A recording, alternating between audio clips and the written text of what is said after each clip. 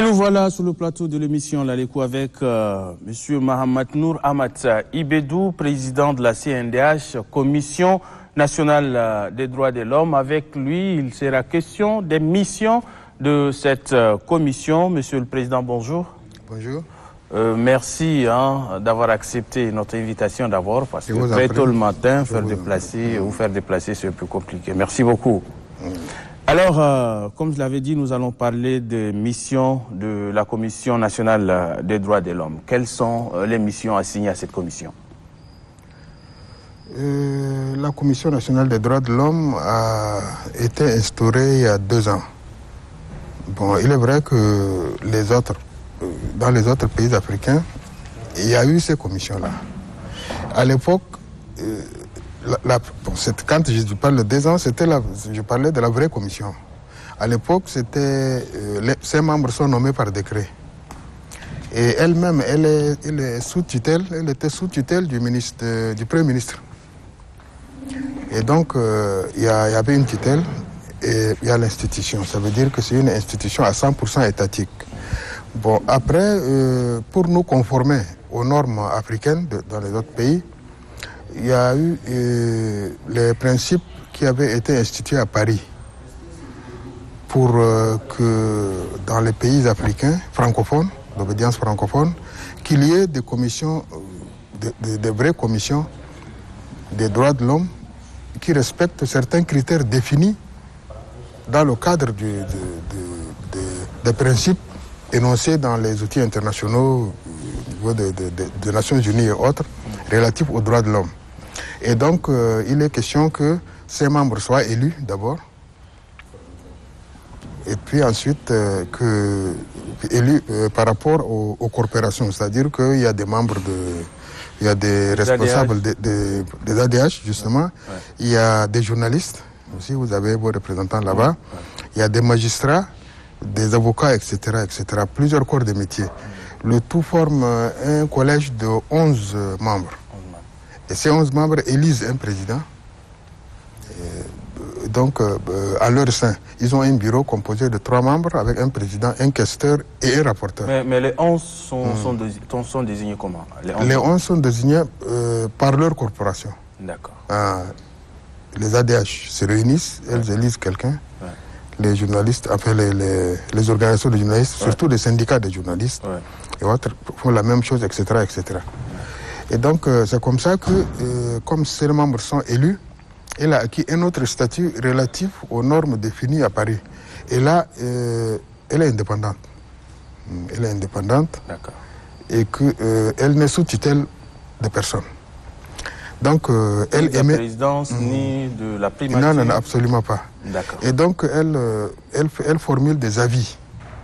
Par exemple, dans le cadre du respect des droits de l'homme, la CNDH formule des avis pour marquer sa désapprobation, par exemple, sur certaines décisions prises dans le cadre du fonctionnement de l'État, ou bien tout ce qui n'a pas trait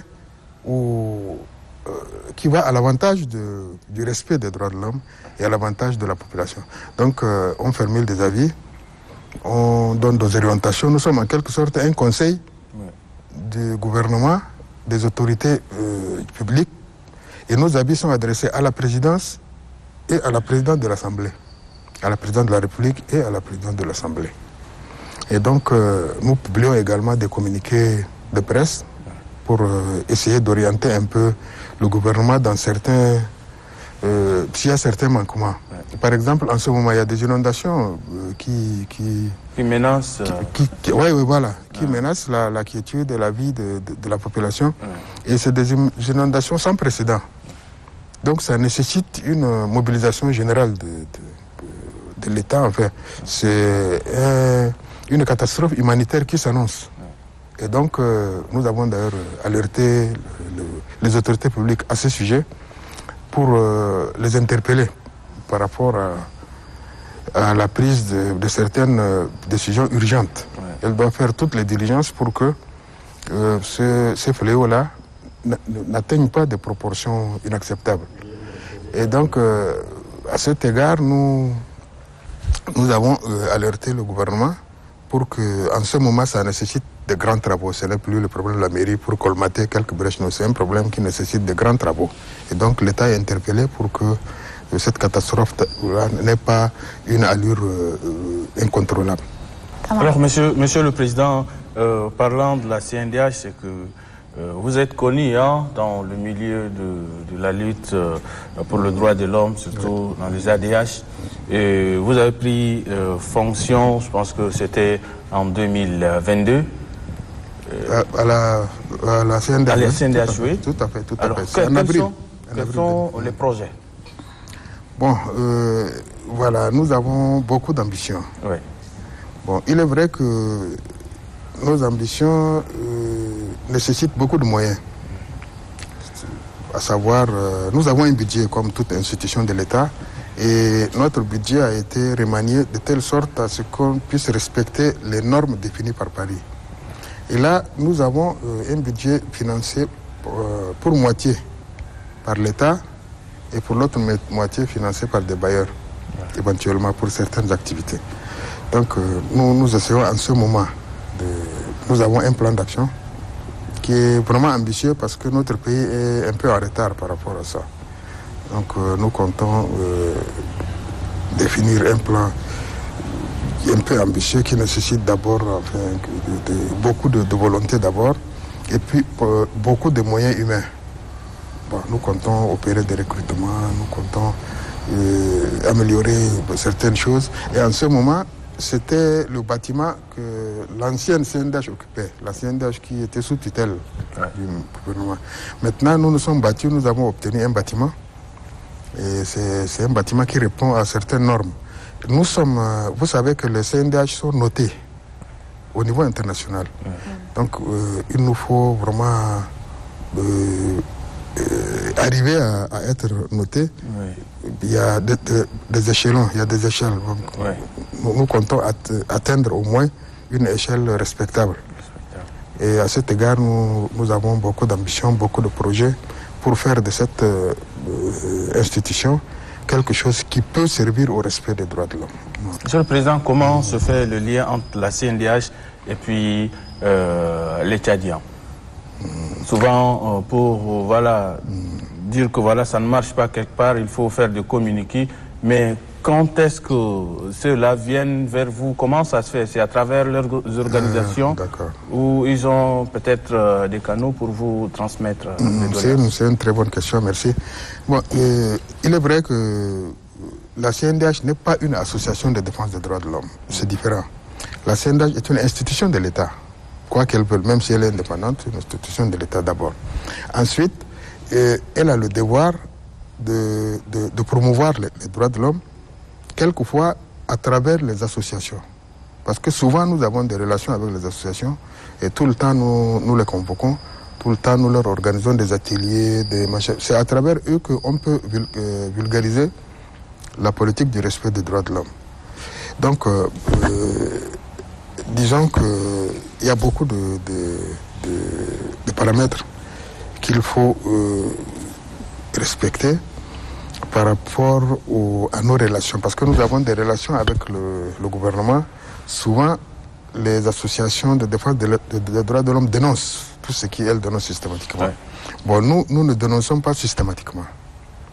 Nous, quand quelque chose ne va pas, nous allons au contact des responsables du gouvernement. Responsables des associations? Des gouvernements. D'accord. Parce que nous avons des relations. C'est une institution de l'État. Moi, j'ai des relations, beaucoup de relations avec, par exemple, le président de la République. Souvent, on se concerte pour tel problème, et nous lui envoyons des avis. Que par rapport à telle politique, ça ne va pas. Par rapport à telle politique, ça ne va pas. Et il faut réorienter un peu parce qu'il y a les normes internationales qui interdisent ça.